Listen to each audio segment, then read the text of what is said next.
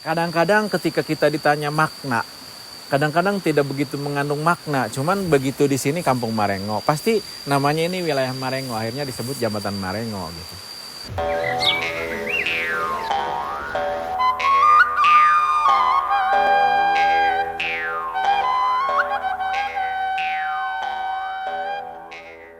Ini kan akses dari kebanyakan kan masyarakat di sini memang bepergiannya ke Ciboleger. Itu ke Ciboleger itu pasti.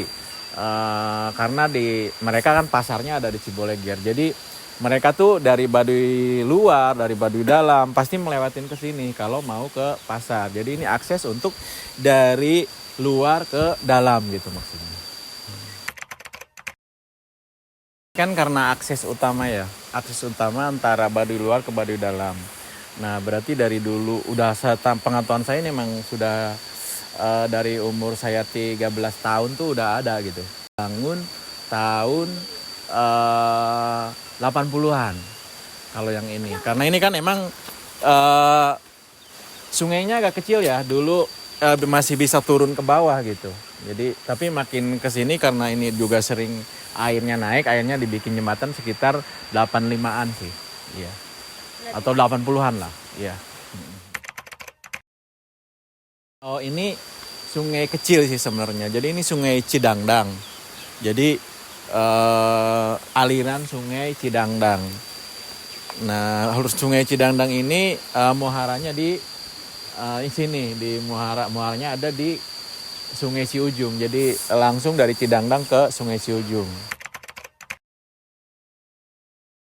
Oh, yang ini kebetulan karena masih baru, belum lama. Saya tahu ya, yang mendirikan ini Pak Ailin namanya, yang ada di Kampung Marengo. Ini penggagas ya. Penggagasnya adalah Pak Ailin, itu salah satu tokoh waktu itu RT-nya yang penduduk asli Kampung Marengo. Beliau lah yang ngegagas karena ini kadang-kadang airnya agak naik kalau hujan, lebih baik kita dibangun jembatan gitu. Daripada nanti ketika lewat ke sini airnya ada naik terus susah untuk lewat. Jadi itu gagasannya dari Pak Ailin namanya. Kalau hujan kan kadang-kadang air ini kan agak naik. Terus mereka penduduk sini susah lewat gitu. Ketika air hujannya gede terus airnya jadi naik. Jadi itu jadi menghambat terhadap orang-orang yang mau lalu lalang atau lalu lintas ke sini. Akhirnya digagas menjadi ada jembatan.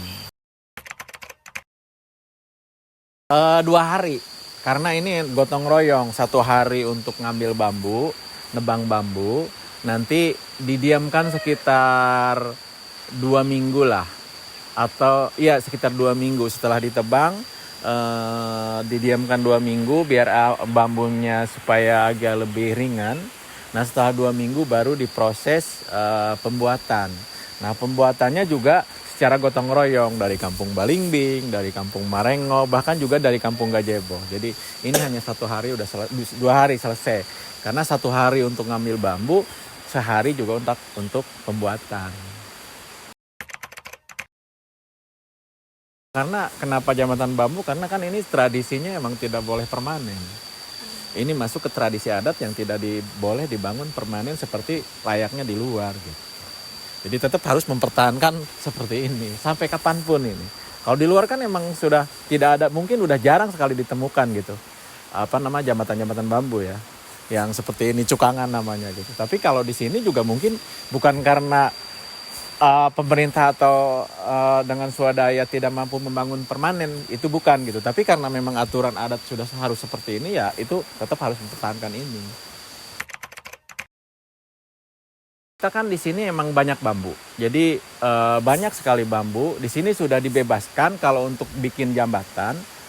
Untuk bikin jembatan, jadi dari satu rumpun bambu itu bisa 1-2 bambu, nebang bambu untuk bikin jembatan. Jadi dari rumpun bambu ini, bambu itu, bambu ini, jadi bisa ngambil dari sini 2, dari sini 2, dari sini 2. Itu bebas gitu. Bambu siapapun yang ada di sekitar sini itu tidak ada masalah kalau untuk membuat jembatan.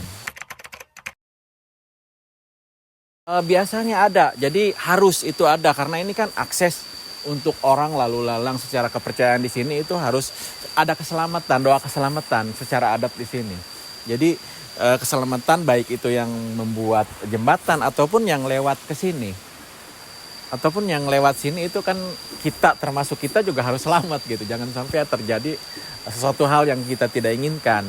Nah, makanya di sini itu juga secara tradisi tidak boleh lepas dari itu.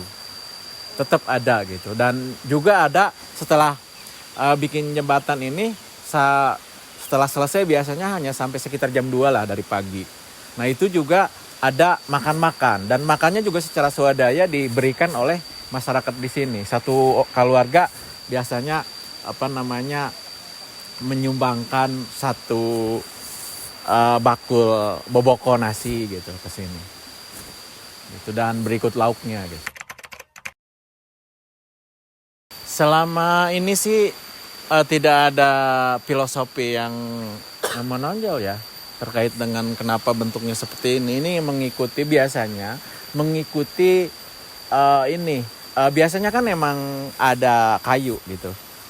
Ada kayu, kalau yang gede kan harus ada kayu ya. Kayu di sini, kayu sama di sini. Ini untuk penyangga biar si bambu bisa diikat-ikat di atas gitu.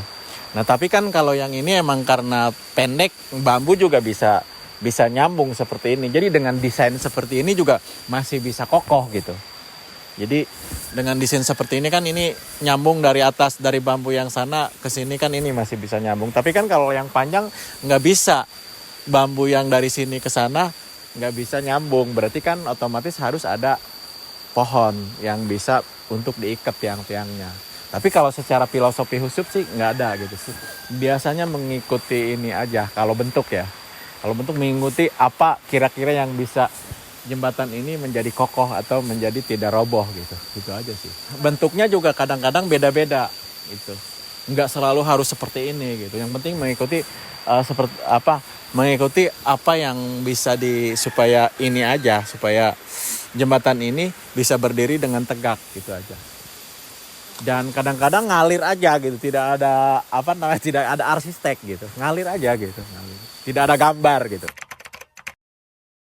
Kalau dibangunnya pasti paling cepat 1 tahun, paling lama 15 bulan.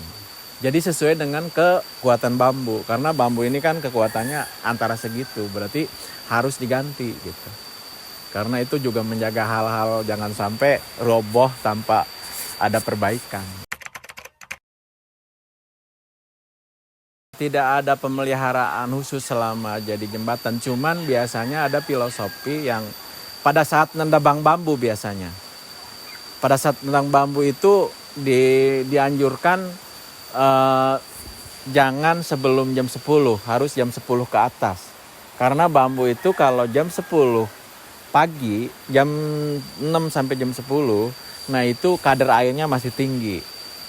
Nah, ketika bambu itu kadar airnya masih tinggi, nah itu biasanya akan mempengaruhi cepat rapuh terhadap bambunya. Jadi makanya ini dianjurkan harus di atas jam 10 itu nebang bambunya. Pokoknya harus udah terang matahari gitu. Jadi udah si ininya sudah kena matahari, terus si kadar airnya udah turun. Itu aja sih. Biasanya ini dulu prosesnya bikin ukuran. 2 pinggir sama pinggir gagalur namanya. Terus baru dipasang tihang. Gagalur yang ini cuma 2 aja gitu, 2 dulu pinggir sama pinggir biar ngukur kedatarannya ya, ngukur kedatarannya supaya sama. Biasanya dibangun begini dulu. Nah, baru nanti dipasang tiang 1, tiang 2. Jadi kalau udah kedatarannya seimbang baru ditambah-tambah.